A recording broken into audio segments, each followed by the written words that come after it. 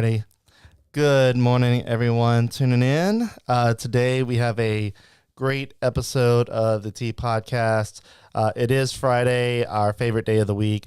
And forgive me, I am coming back from a week-long vacation, which is probably why, if you are following us, you didn't see very many updates on our Facebook page. I needed to take that break. I needed to have some clarity, and constantly looking up permits and riding the roads all day long can kind of wear you out. So I took a week-long vacation to the beach. That's our favorite place to go, and I feel refreshed. But today we have a great episode, like I said, for the podcast, and I'm excited about it because we have Erica Fox, who is a entrepreneur. She's an R&B singer, and she's a founder of the Maison Freetown African-American Museum. We'll be talking about that in just a second. But again, you're listening to the T. All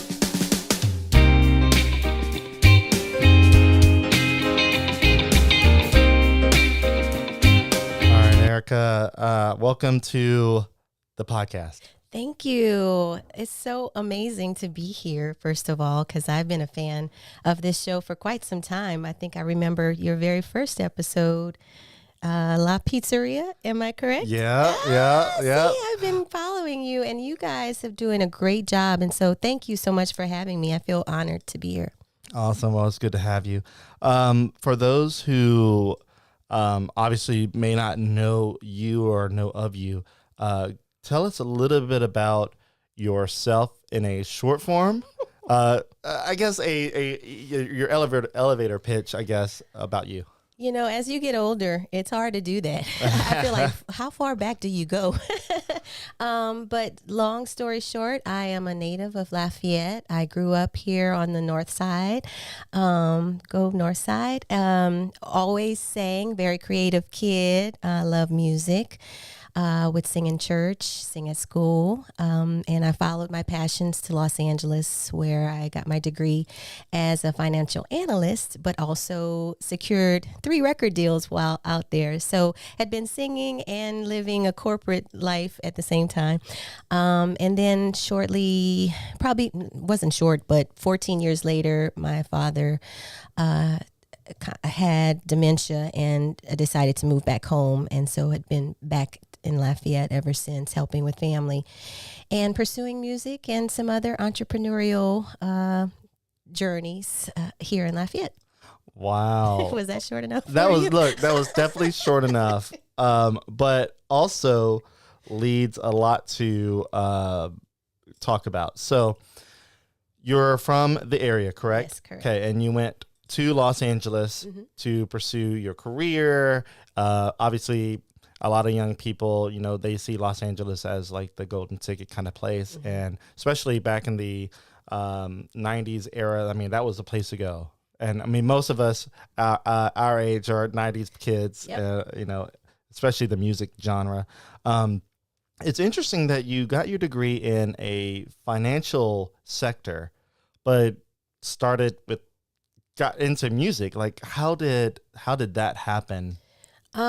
Well, I always go back to looking at what I did as a kid. Yeah, I think singing in what church your and all that. child does really nurture that, because it's very indicative of kind of where their passions lie. And as a child, it was always music, either listening to records. Yes, I'm dating myself, with my dad, or playing financial advisor as a kid, or teacher.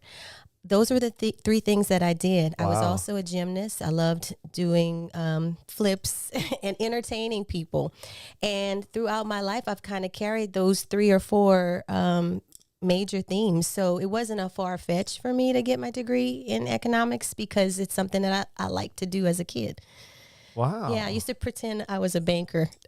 I don't know. It was just interesting to me. So the financial situation, that's funny. But music, like I've spoken to you many times over the past year, especially with, make sure I pronounce it right, Attakapas Collective. Okay, Attakapas Collective. Writing about that and letting people know about that business. But I had no clue in the whole exchange of information and writing about things that you're a part of that you are a singer. Like, and then you sent me an article from the Acadiana Lifestyle magazine, and it stated that you were nominated or are nominated for a Grammy. Like, There's different levels of nominations. So I was in the first round, which are considerations, which the board and other members of the Recording Academy submits music that they, think are noteworthy. And so I was pitched in that first round. And it was very important to me because, one, I had been doing music probably for the last 30 years. So to get recognized by the Recording Academy was a big deal for me, especially in R&B, because where I'm from, it's all about Cajun, Creole music, even jazz here. But as an R&B singer, that's why I felt I had to go away, because there was more of a niche for that type of music in California and New York. So to be recognized in a genre that's not necessarily Louisiana-esque meant a lot to me. So yeah, I've been singing a long time, since probably 3 or 4 would write songs. And I think we talked about off camera, all the gadgets that you have here are really exciting to me, because I used to basically overdub myself and record myself. I love doing studio work, and I used to do that as a kid. So for me, it's all about following my childhood passions. I'm a kid at heart, and so I guess I just never grew up, in a sense. that's awesome. Look, and you and I, obviously, growing up, I loved this type of situation, and it's funny. I think I was like maybe 14 years old. I got our first computer. Our family got our first computer when I was 13, and probably around 13, 14 years old. I remember going on, it was probably Microsoft Word, where I can make a logo, and I actually made a radio station logo. Really? And I had this very cheap little desktop microphone, and I thought that and I actually found a program that you can live stream audio on the internet, even at 14 years old. This was back in the early 2000s, like I think at 2000, because I was 13 in 1999. So 22 plus years ago. So I wanted to stream a radio station, and I called it, and I remember the name of it. It was PACE, Pace. I don't know why Pace. Something about keeping the pace. I don't know. But I designed a radio station logo, and I never thought that would ultimately lead up to me having not necessarily a radio station, but in a sense, you do. I'm broadcasting. Absolutely. Yeah. And this excites me. I love doing this. This is kind of like a little side kick to doing the Developing Lafayette. And then I guess I've always been interested in publications. So it's interesting to think about what you said of what you do as a kid or what your interests are will ultimately lead up to what you do as an adult. And it's weird to think about that, because I look back and I'm like, wow, there are some things that I'm doing back then that I feel like I'm doing now, but just in a different capacity. Exactly. It definitely influences. Yeah. I think what you do as an adult. That's amazing. Yeah. And, I have so much respect for what you do. And I know we're here for we're here for you. But I have to give you your flowers as well, because I know it's not easy to do this, and to create content on a weekly basis, sometimes having guests 2 and 3 at a day. That's not easy. And I'll tell you, working at K-Bon really showed me, because I had a show as well. Oh, yeah. And I was the producer, the on-air personality, in charge of getting the talent. It was not something that I knew how hard it would be until I got into it. So I respect what you do. I do appreciate that. Long story short, yeah, I you do rock. appreciate that. Thank you. Well, let's turn the steering wheel back to what you guys have going on. So, tell me how, once you got back to Louisiana, obviously you're outside of Los Angeles now, and are you keeping your singing career going, or I know because you started making jewelry in the pandemic. Like, tell me, how did that happen? Like, coming back, okay, you said your father, right? Mm-hmm. Got dementia. And then you get back here. Like, what happens to your music career versus starting making jewelry? Like, how did all that kind of transpire? And like, you had to have decided, like, what's a career path moving forward? Like, you had to think about things. Yeah. Well, I will say so after graduating college, I had stayed and kept pursuing music in LA and had planned to stay there. But shortly after, my father got dementia and my mom was still working a full-time job, so I knew that she needed help with him. So the plan was just to come back for a little while and help out until she retired, because she was going to be retiring probably in the next year or so. And so the plan was just to come temporarily and, provide support as a assistant caregiver. But with dementia, Alzheimer's, unfortunately, the individuals decline instead of get better. And so it didn't look like I was going back to California. And even I remember my husband asking, hey, are you coming back? Because I just came by myself, leaving my husband at the time. I was still married. And I had a 2-year-old daughter who I took with me. So he's like, you bringing my child back? So y'all didn't get separated or anything like that? But his job, he wasn't going to leave because it was a good job. And plus, like I said, the plan was just to help temporarily, but it didn't work out that way. So had to kind of maneuver a whole family and convince him to come to Louisiana. So he did end up coming back. He came back, and that's kind of how we both ended up. But yeah, it took a lot of convincing, because he's a big city guy. He's from Philadelphia, so he likes the big city. And Lafayette's not the biggest city. Not really. So anyway, as a singer, you can write and produce music kind of from anywhere. So I was still singing, still doing some local performances, still sending tracks over for voiceover work that I was doing in California. So I didn't find that my music suffered so much, because technology started to really kind of rock and roll, and you can be anywhere really to pursue your music. So it didn't suffer. But having come back, I was like, wow, this reminds me of my college campus. Multiculturalism and diversity was huge on campus. We had one of the first Black presidents on campus at Occidental College. Barack Obama actually went to school there. Jim Moore, a lot of people of prominence. They used to shoot movies all the time there. But in California, it's so diverse, and it reminded me a lot about how it was here, the diversity, the gumbo pot, that people always say. There's a lot of different cultures here. And so coming back home, I started to kind of notice just the uniqueness of home. You kind of take it for granted when you're little, and especially wanting to be a singer. I was like, I'm leaving here. But I tell you, moving away gives you a lot of perspective. And I started to really respect and love where I was from, and coming back and taking care of my dad and going to the grocery store and people asking about how's your mom and them. It just reminded me how beautiful this place is. And so I started to really love Louisiana again, fall in love with it again, having been away. And so I started to get out in my community a lot, started working with some of the local organizations, helping with their farmers markets when I could get away, from helping with my dad, pop-ups and things like that. And I started to meet other interesting people and unique folks. And then COVID happened.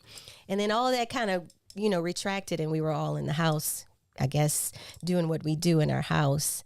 And for me, when I was home, I started making jewelry and just things to stay busy, because I wasn't singing. There wasn't a lot of local gigs to participate in. That's when I had started the radio show, which helped at least our local musicians, because it was a Louisiana musician spotlight show.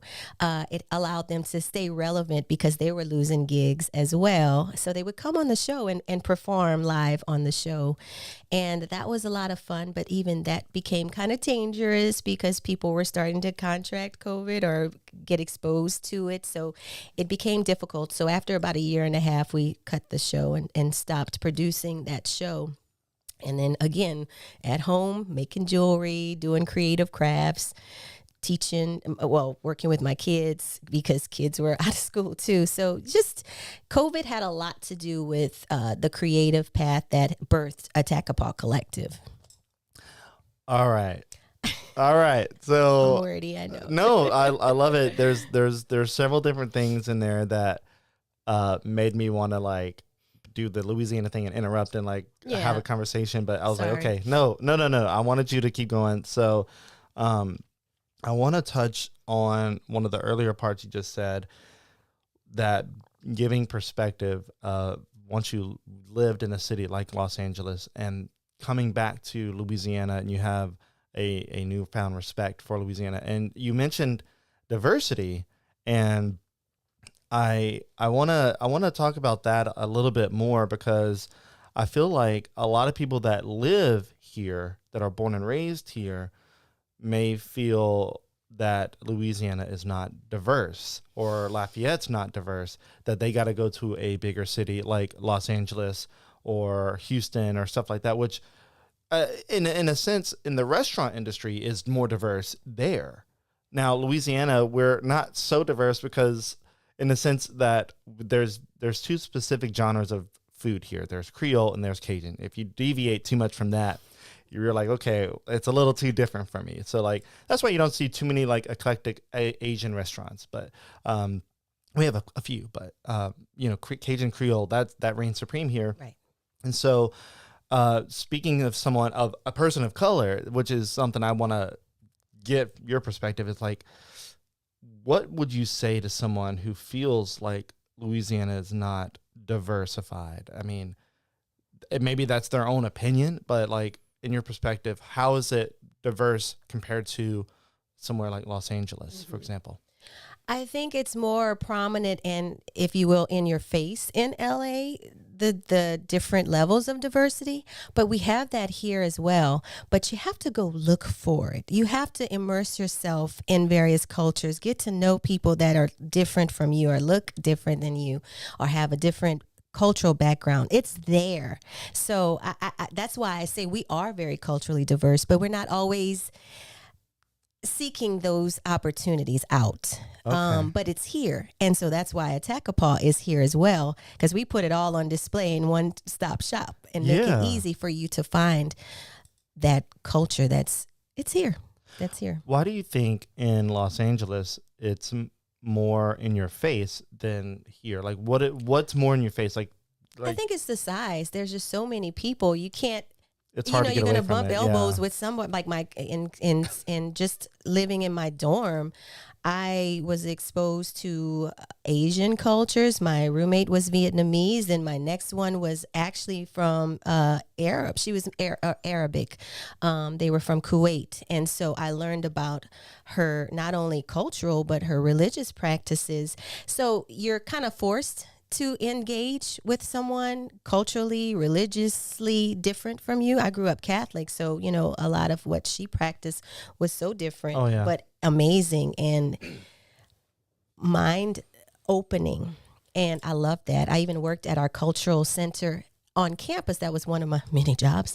And I would seek that out. I would try to immerse myself in learning about other people. And as a singer, when you do events and perform different places, especially weddings, you see that, culture, hopefully sometimes as well, because you're interacting with people, singing, dancing and stuff like that. Music has that beauty of, and maybe that's why I felt so comfortable, because I've always sung. So I felt comfortable in my skin to go out and seek those opportunities. But I feel like it's a disservice if you don't go learn about other people.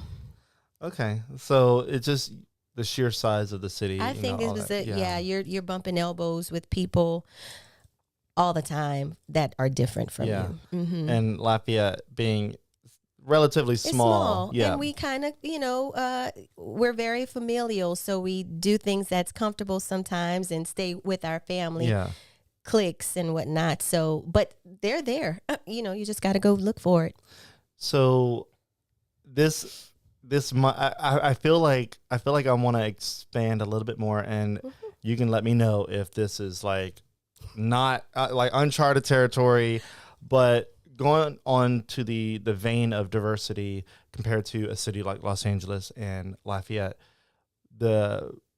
how would you rate the racist, like, I guess, demographic as far as like compared to Los Angeles and here? Like, are there racist people in Los Angeles? I'm assuming there are, but like when people say Louisiana is racist, is it just because they are? Oh, you're trying to have that conversation. I'm not trying to go too deep. I'm not trying to go too deep, but I feel like there's something that, and look, I'm a white guy. It is what it is. Like, I don't know if you can't tell, but I feel like I get along with a lot of people. I don't feel like I am racist, but we all have implicit biases and prejudice in us, no matter what color you are. I guess I don't know if I feel like Louisiana is as racist as people on the outside of Louisiana feel that we are. I feel like people here, the majority, from what I can tell, are pretty open with everybody, but maybe the government has some different kind of pull. Maybe there's something there. What's your thoughts on that? Like, because I feel like, for example, I looked up statistics of Portland, Oregon, and apparently, and I've never lived in Portland, Oregon. I read a news article, and it was a legitimate news article. It was like a newspaper in Portland, Oregon, and they were stating that Portland has more white people that live there than black people, but people around the country perceive that Portland, Oregon is a diverse city, and I'm pretty sure there are tons of people that live there, but comparatively, there is more white people living in Portland than there are black people, and I feel like Louisiana has a pretty good mix. I went to a public school, and we were mixed. I'm talking about... Where'd you go? Bayou Chico High School, like near Ville Platte. I don't want to say 50-50, but I feel like it was probably 50-50 white, black, and maybe one Asian guy. It was very rare to have like any mix in that. But and we all got along. I mean, were there fights naturally between kids? Yeah, and some of it there I knew some racist people. I knew some kids who were bad racists. Like, it was obvious in their tone and the words they used. And some of my family members, my grandparents and all that stuff, they were obviously racist. Like, there were some things that they said that I just can't even repeat. But being, I guess, a kid of I was born in '86, grew up in the '90s, and my teenage years was the year 2000s. I feel like I was at a point in my generation where I felt like I don't feel like I'm racist. Like, I don't use racial slurs. I don't think about black people or Asian people or anybody as inferior. I feel like, and if anything, I feel like some of those groups have more to offer than I do. Like, there's like Asians are smart. Like, I don't know. Like, I'm still dumbfounded sometimes of like some of the capabilities that they have, and I'm like, what's different? It's not our skin color that's different; it's the culture that's different. The culture of learning and all that good discipline stuff. Yeah, we have a culture of food here, so we may have great food. We're known for great food in this area, and I don't think it's because of specifically color, but the culture itself. So I don't want to ramble on too much, but like, what are your thoughts on that in comparatively to other cities compared to Lafayette and all that good stuff? Thank you for sharing that, and I think that's a good question. This is personal. Yeah. I think it has to do with historical context and perspective. Okay. You mentioned Oregon, and there was a time when blacks weren't allowed to live in Oregon. They had a strict code historically that African Americans could not live in that state. So that could be part of the reason why there's a smaller amount of African Americans living there, because just historically there was a time we weren't allowed to be there. And then again, context, you live in a time that a lot of some of our challenges and setbacks that, say, our mom and dad and grandparents experienced are completely different from our reality now. So I want to say, in a sense, we don't have those same hang-ups maybe that some of them were taught to have. Yeah. Because I think a lot of that racism superiority. That's a taught thing, because babies, they don't see that. When they're in the daycare playing with one another, they're not looking at color, or they're just playing and they're being kids and they're innocent. But I think over time we learn to have those types of biases. And I'm glad that now we live in a time when we're kind of trying to peel away some of that and shed new lights and new perspectives, and being open to have dialogue just like this. You shared about family members that you may not share some of their ideologies, but you still family, you still love them. Yeah. And you use that as a learning tool and a educational tool. So I would say perspective, history has a lot to do with it. And that kind of leads into why we're working together to build Maison Freetown, which is hopefully going to be Lafayette's first African-American history museum and cultural space that tells a more diverse and a more total, all-encompassing look at Lafayette and Louisiana in general, because it's not just Black history, it's American history. So some of the people that helped contribute to that neighborhood and the outside neighborhoods helped build UL, helped build the city, worked in the government for Lafayette. So we're all connected. And I think that place and that space, its overall general mission is to show how much we're more alike than we are different. Wow. Yeah, look, I agree. I feel like I don't know what it is. I don't know, you can always say, oh, the media keeps us divided. And there's some truth to that. Because anytime there's a shooting, I mean, look, Chicago has some of the worst crime, and especially Black on Black crime. I mean, you don't really report on that because it's not newsworthy. It's not something that's going to be a hot button or a hot take. But, people... crime is all over the place. It's not. You can look at it by race if you want, but it's we're loving each other equally and we're killing each other equally. It's kind of weird, but I don't want to harp on that too much. But I love what you said, and with Maison Freetown, you guys are going to be showing off the parts of Lafayette culture and everything that. May have been forgotten about or unknown. A lot of hidden history. I would say, and to quote a friend, they said if we ever had a Tulsa or a Black Wall Street, if you will, in Lafayette, it was in Freetown, because some of the contributions of African Americans, some being ex-slaves. I mean, imagine coming off of, being it was sugarcane in that area, picking sugarcane and then becoming free. How do you learn to be free when you've been an asset and been owned by someone else your entire life? But these same people kind of pulled themselves up by the bootstraps and became entrepreneurs, if you will. So in a sense, Attakapas Collective is kind of like the legacy of some of those people, because we had doctors come out of Freetown and the surrounding neighborhoods. We had pharmacists. We had jazz. People don't know that Freetown was a hot bed for jazz music. Jeez, I wish that jazz was more prevalent in Lafayette. I love jazz. It was at one time. Yeah. And we plan to bring some of that back.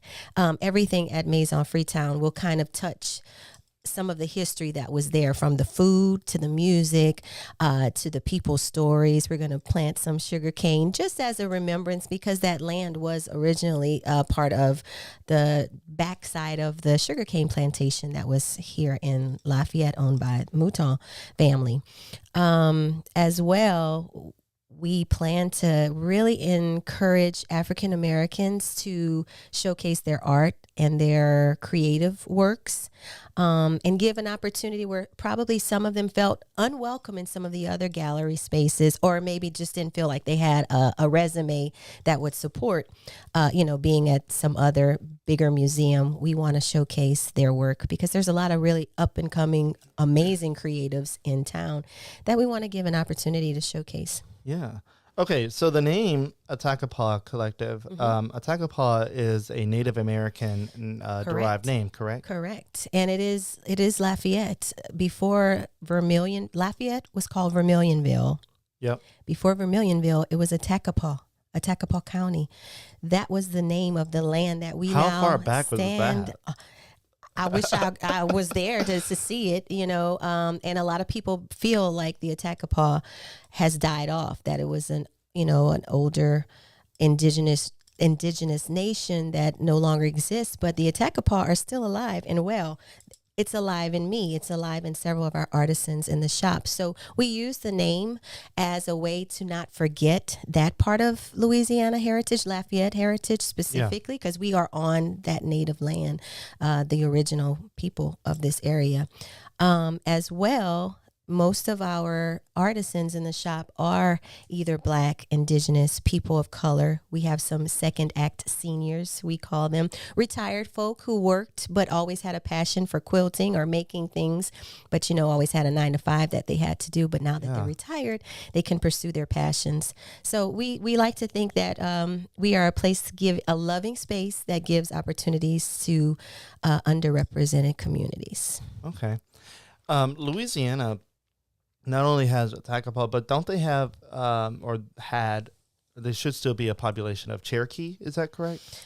So there is a small percentage. What is the most Cherokee dominant Native American? That is a good question, and I don't know the answer of that, but I will say that there are only a few that are federally recognized in Louisiana.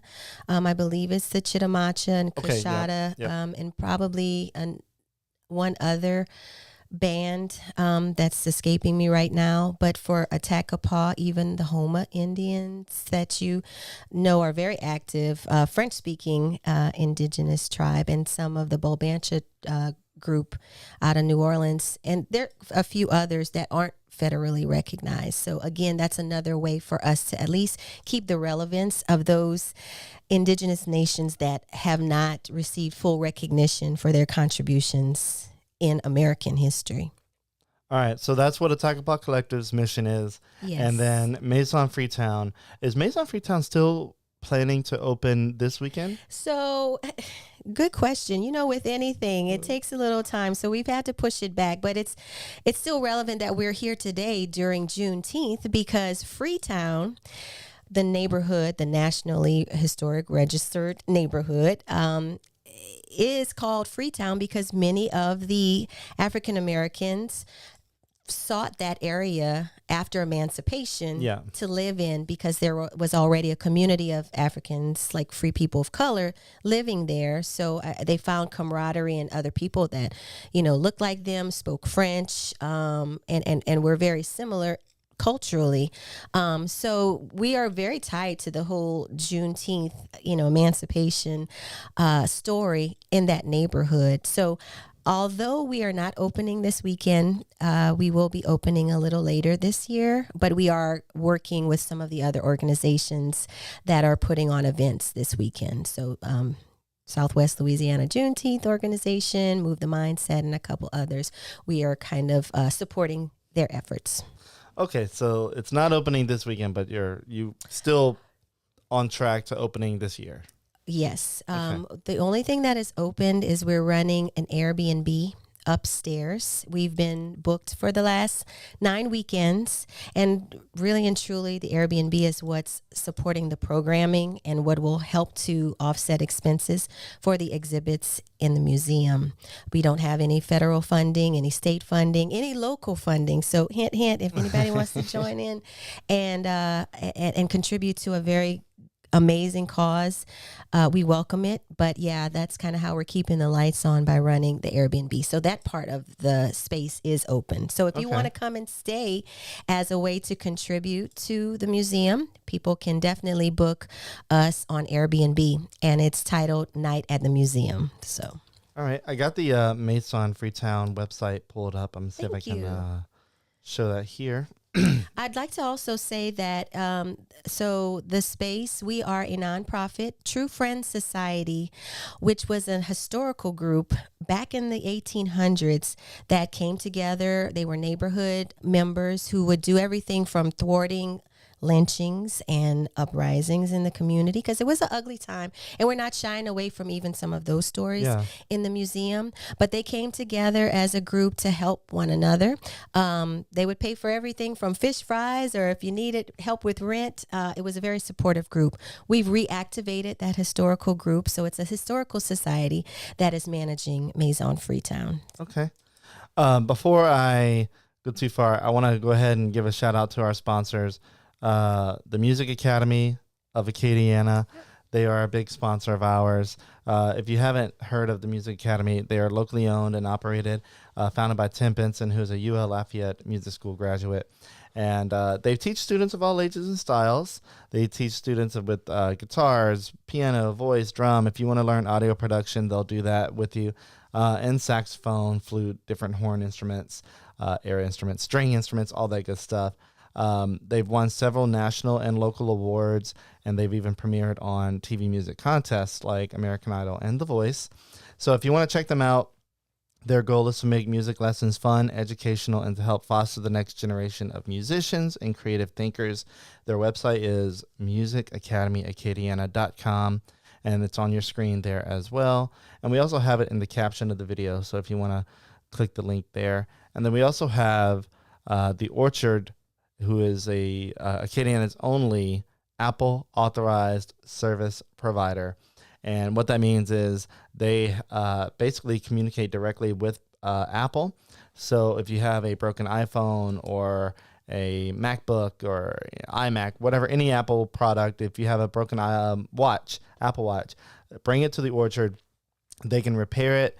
If you have a warranty still, they can repair it under the warranty. If you don't have a warranty, you have to pay out of pocket, but they do repair it according to Apple's standards, and it doesn't leave out of the Orchard until it's fixed the proper way. And if it isn't fixed by the Orchard, they will lead you in the right direction to fix it from there. But they basically make sure to have your products working as it should, as if you got it straight out of the box. So check them out, theorchardstores.com. They have two locations, one by Buffalo Wild Wings on Ambassador and in Karen Crow by Super One Foods. All right, so I almost admittedly forgot about mentioning the sponsors, and we're like just a little over halfway through, and I'm like, oh no. And so coincidentally, my mom broke her phone yesterday, and that's where we were trying to get it fixed. So see, perfect spot. All right. So I got the website for the Maison Freetown pulled up, and so looking at it, you see the image of the old house. Yes, the house. It is a century-old home. The mayor lived there. It was owned by a Mouton family. And we want to activate the space and want people to know that it is a space that is for the community. It's not just a museum where you see pretty pictures on the wall, but we plan to have an active space where there will be classes being taught, painting. We've got a large roster of creatives to pull from, especially from Attakapas Collective, who are itching to teach their skill set to younger kids, seniors, whomever wants to learn, from jewelry making to art. So it'll be a very active space. I'm looking forward to seeing that vibrancy of people coming in and out and, spending time with us. Yeah. And so you can, on the website, if you want to read more about Maison Freetown, you can check it out there. They have a sign, a historical sign near the property that tells you about Freetown.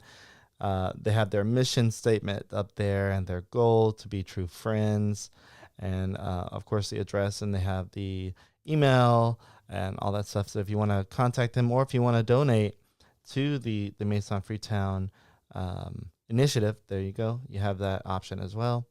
And then I also have the Attakapas Collective website. I'll pop that up right here. So again, you can check it out. Basically, it's located right in downtown in the Gordon building, right? Which is also a historic building as well.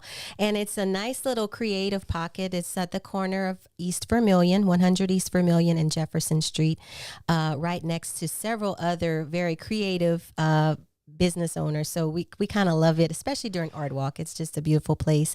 It's a small, cozy, location, but it's ours, it's home, and it's a great opportunity for handcraft artisans or creatives and small businesses to showcase their work in a brick and mortar space. So if people who usually do pop-ups are getting tired of being out in the sun and Yeah. hoping somebody passes by their table, they can showcase their work all month long in our shop. And do the artists have to be there to sell their No, stuff? we sell for them. We So do it's like the work consignment? for exactly. So they have their setup in the store. It's consignment, and we have staff that sell for them, so they can still go do a pop up if they choose or work their 9 to Wow. 5. So they have an advocate in us, and we also provide other resources as far as marketing for them. We connect them with other events within the downtown area and give them opportunities to showcase in places that they may not have had an opportunity to showcase their work. So it's a great little space, as I mentioned, where we're supporting one another. Yeah. Supporting one another. That was the main is goal, awesome. to give each other feedback and an opportunity to learn the business, because it is a business. Even if you think of it as a hobby, I mean, I made jewelry because I enjoyed it and it was something to do while I wasn't singing. But it's a business. Being a singer is a business. You're an entrepreneur. Whether you're, in a band or creating jewelry or an artist, you have to know how to do the business side of it. So we try to teach that acumen to them as well.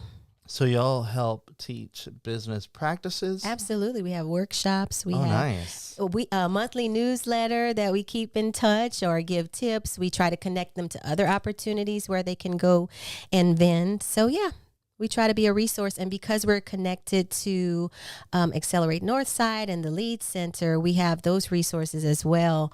So it's been great to be able to have those kinds of resources, especially for some of our more novice artists. They come in and they have a whole gamut of resources that they can pull from. I mean, we even help them on how to price their merchandise or their products. One of the things that is so hard for an artist, because I resonate, because I feel like I'm an artist. I do graphic design. I like to paint, but I don't sell paintings, but doing what I do, I feel like there's some artsiness to it. And in the graphic design space, I struggled for the longest time. I've been doing it for over 10, maybe 15 years now. Oh God, it's maybe longer. Now that I'm thinking about it, I started doing it in 2005, so it's definitely been longer. Yeah. Oh God. Anyway, not gonna think about that. I struggled for the longest time with pricing what I do and valuing what you do. Yeah, because I would also think about like, I haven't been doing this long enough. I need to pretty much give it away. And in the beginning, maybe like to build up like a couple of clients, you do stuff for free just to kind of start getting your name out there. But like at a certain point, you realize, okay, I can't just give away stuff for free because it's not going to work. I want to get paid. That was a struggle for me as an artist to figure out, what do I charge? Exactly. How do I charge? Like, how do I convince someone who looks at what I do as just playing with buttons on a computer, for example, or in making jewelry, like, what? I can do that. So what? You just bend metal or you put beads on a string? Like, I could do that. Right. Well, then go do it. If you don't want to pay for it here, then go do it.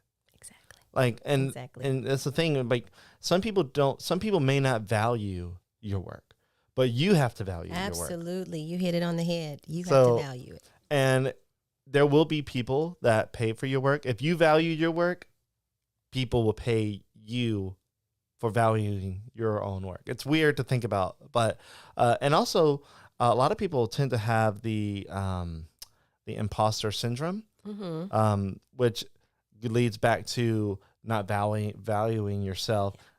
You feel like you're taking advantage of people by charging.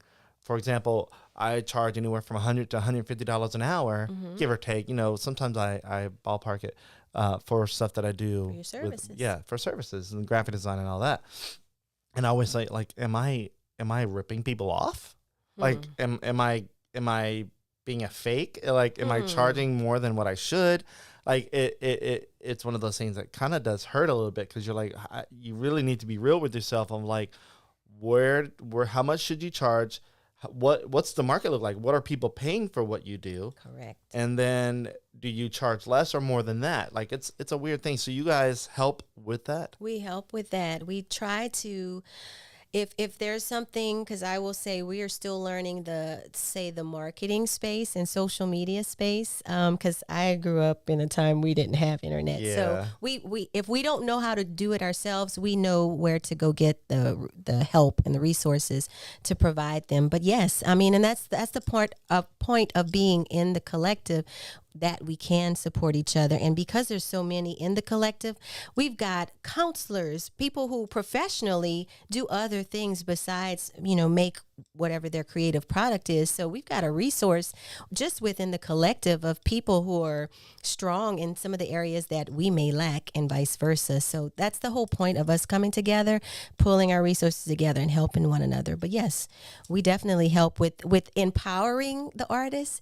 to know their worth and to be comfortable asking a price that values who they are and the time that they put into it. I mean, we learned that early on when we try to go get help for some of the social media, and they're charging $1,000 for like a website package, or like, and for us, we are L3C, so we are a low profitability business with a nonprofit arm. So the co-op basically helps to pay and sustain the space that we're in. So we didn't have a budget to pay, not saying that the social media experts aren't worthy of that price. We just couldn't afford to do that. But at no time did they flinch to say it's $1,000, right? Because they know what it takes to put you out there and in front of people. So you got to know exactly what you're worth and know the time that you put into your business. So yeah, we try to teach them that as well, to give them that confidence to say, this is my price. Now, if they want to barter or work out a deal with the customer, that's on them, but they need to at least know what that costs to make. Okay. One of the things that being a business owner, that was the most daunting thing for me, is basically legitimizing yourself. So Developing Lafayette has an LLC. I personally did not file that LLC because I had no clue how to do that. I got business partners that knew how to do that. They helped with that. So they legitimized Developing Lafayette. It's technically Developing Louisiana LLC, with a trade name, Developing Lafayette. We also have trade name Developing Lake Charles, stuff like that. Nice. Smart. So they helped with that. And I also have side stuff that I do. Yeah, believe it or not, I on top of doing Developing Lafayette, this podcast, and all the other stuff, I have side stuff that I do. And I said, you know what? I need to... The word legitimize kept popping into my head. Like, my business partners, whenever we first got together, the word legitimize kept popping up. Like, I need to legitimize myself. Like, how do I do that? And that's getting an LLC or something to that effect. I'm like, because if you could technically sell under your name, like as a person and doing business as sole proprietorship. Yep. Right. And I've done that before, like many years ago with graphic design, but I realized that with my business partner's advice and all that you're basically unshielded from potential litigation for whatever reason that would be. And your personal assets are there for the taking if somebody were to try to do something. Right. And the world is sue happy. So you just never know. And so with an LLC, you have some sort of a barrier. Like if you're a for-profit company, like an LLC, and I think even nonprofits have an LLC, right? Okay. Yeah, it's an LLC. Yeah. So I went online and I was Googling like create LLC, like different companies that do that. And there's a bunch. One of them, the most notable one you probably heard about, is LegalZoom. Yes. But they were expensive. And getting an LLC, if you file it through an attorney, especially locally, it can cost you a lot, sometimes almost $1,000 or more. So I stumbled across a website, and I'm not going to mention it because this is not a plug for them, but it was pretty affordable, and I got an LLC. I got a EIN number with the federal tax, and I paid about $200. And I think it's $200 every year just to keep it up, because you get a registered agent. Because with the registered agent, if you put yourself as a registered agent, you get all the mail and the junk calls and all this stuff, the spam. So if you have a registered agent that's not you, they get it first, and then they will give it to you if it's important, especially litigation papers. Smart. They'll get it first.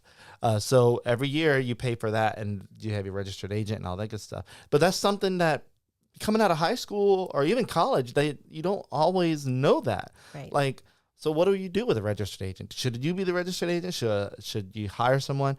And then filing for an EIN number, that apparently is not the easiest thing to do.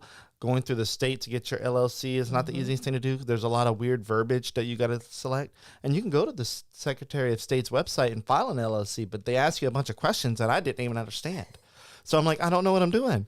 I don't want to screw up. Right. So I would have loved in high school, or I didn't go to college, but even in high school, like I would have loved for there to be a class of how to create a business. Because in high school, I was constantly bombarded with the words entrepreneur, like this and that, like being a business owner, federal business federal FBLA, is it? God, I forget, not federal business, Future Business Owners of America, whatever it was. I was a part of that, but I didn't feel like I was taught how to start a business. Exactly. I was taught how to like maybe run one. But and you figure it out along the way. Yeah, and you know what? Starting one, you get a lot of bumps and bruises. Exactly, mistakes along the way. So I think that's amazing that you guys will help business owners. I don't know if you go that deep. We do, and I will say that we were very fortunate.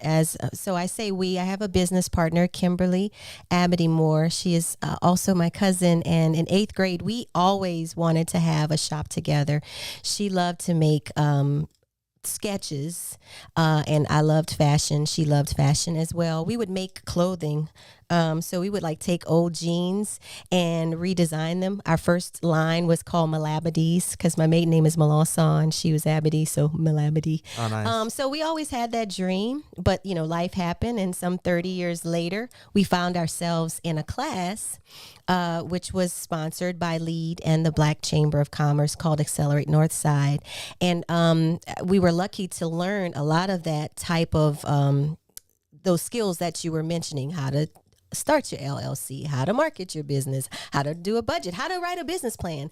And prior to that, I'd also participated in another class with Corey Jack and Associates, and Corey's Tina. A great guy, yeah. Yes, at Macomb Vise, Tina Shelvin Bingham ran a entrepreneurial class as well, and I will say it was very helpful, especially when it came time to budgeting and QuickBooks and paying taxes. They were very hands-on. So the Accelerate Northside was just an added layer of that learning. And so Kim and I kind of took what we learned from those different entities, and we've incorporated it into our business. So even if those individuals that are part of Attakapas Collective may not have gone to some of these classes, we give them assistance and tips on, you need to go do this, you need to do that, because of the teachings and learnings that we learned from these classes. Oh man. So yeah. And we still pull from those resources when we have questions. And they've been a great resource to us.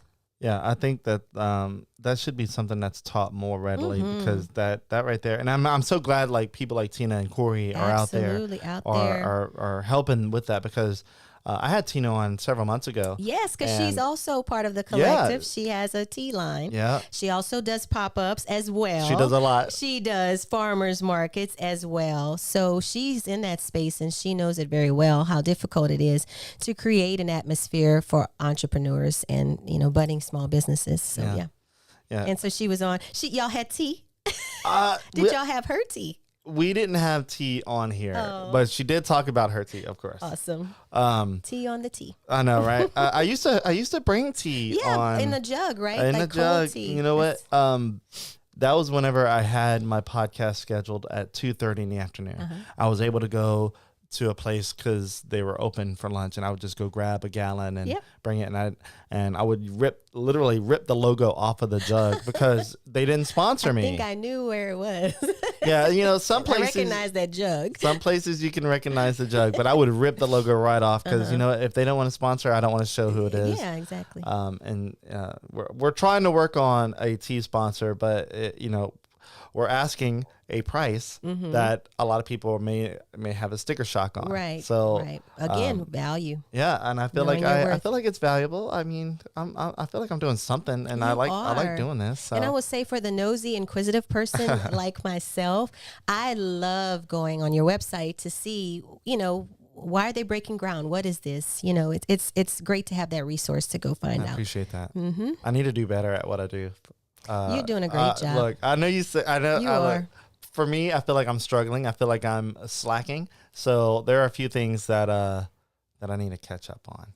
Well, from this end, you're doing great. That's amazing. Yeah. I'm glad that it looks like that because you're always your own worst critic. Absolutely. So I feel like I could do better at what I do. Absolutely. And so even in the store, we're learning that we didn't know everything, and we had a good start, but you kind of learn as you go. And on the job training, I feel, is like the best training you can ever get. Because that is like the hard hitting stuff right there. Like you can be taught from a book all day long. Come on now. But when you got to apply that knowledge, it's hard. It's very hard. Absolutely. So we're about almost an hour. Already? I know. Yeah. I love talking with you. I appreciate it. I love talking with you too. Yeah. Is there anything that we didn't talk about or elaborate more on that you would like to touch? I would just like to touch on the fact that Louisiana, especially this area, has a lot of wonderful talent and creatives. And I always support our creatives because that's kind of the space that I work in. But it not necessarily has to be creative. But I would just say that I would like to see more people kind of venturing out in spaces that they are uncomfortable going in, because you can learn so much about other people, but it teaches you so much more about yourself. So self-discovery through learning about other people is important, I feel. And so I would just challenge your listeners or those watching to just maybe try something that you've never tried before, because you might be pleasantly surprised. Awesome. That is a great thing. And I think you hit it right on the head, Nine, because there's times where I feel like I want to go somewhere, but I'm like, you know what? I feel like I might be uncomfortable going there. And I'm a shout out this one place because I've never been there. And this is one thing that I've been wanting to go to, or at least try. And I don't know why I feel uncomfortable, but it's because it's a new place. I think it's a Cafe Habana. Okay. You want me to go with you? Maybe one day. Let's make a date. Okay. So it's right off of Bertrand, and Cuban restaurant. Yeah, it's correct? Cuban, and it looks interesting. I hear people talking about it, and they've been in business for years, and that tells you something. It's got to be good. Yep. And so, I would like to highlight that owner, but I'm like, you know, just not knowing. It's the unknown for me, and I'm pretty usually, you know, it may not seem like it. I'm kind of a shy, reserved guy. So going up to someone, even though I might appear to be confident, I'm screaming on the inside. You're an extroverted introvert. Yes, I am. And my wife, she can't stand it. She's an introvert, but she's like, oh, you say you're an introvert, you say you're shy, but you're not. You're always talking to people. I'm like, but I'm screaming on the inside. Right, but you're overcoming that. Yeah, and that's beautiful. Yeah. So and look, screaming on the inside. I am like, because there are businesses that I want to go into, and I want to talk to the business owner. Or like, for example, if I'm going to try to discover what's breaking ground, and there's like construction workers on the ground, I want to go up to those people and say, hey, what y'all doing? What you guys are doing. But my inside is going, don't do it. You're going to get shut down. Like, that's why in high school, I hardly ever had a girlfriend. I was afraid of rejection. I didn't want to go up to this person and say, hey, would you like to go out? Like, I would scream on the inside. So as an adult, I'm learning that. Right. I've had a lot of missed opportunities in my life. And if I don't break down that barrier. Yes. Even though I'm going to be screaming on the inside, if I don't break down that barrier, I don't know what's going to happen. Exactly. If I don't take that missed that opportunity. chance. Yes. Missed And connection. You don't want that. No. And so I go up to these people. I go up to a random person that I know I need to talk to, but I'm yelling. I'm screaming on the inside. I'm basically trying to pull myself back, but going forward at the same time. That's it's so beautiful. weird. It's okay. So but Cafe Habana was one of those places. I'm like, I drive by and I'm like, I need to pull into there, but I'm like, maybe not today. You should. That may be your next guest. Who maybe, knows? maybe, and I'd love that. But maybe we'll set a date. We'll check it out. Yeah, because I love to eat. So let me know. And then I'll invite Drew, my sales rep, and we'll go have lunch there or something. A business lunch. Yes, a business lunch. Exactly. Well, Tax thank you. Hello. Well, thank you so much for having me on, and we appreciate just your time.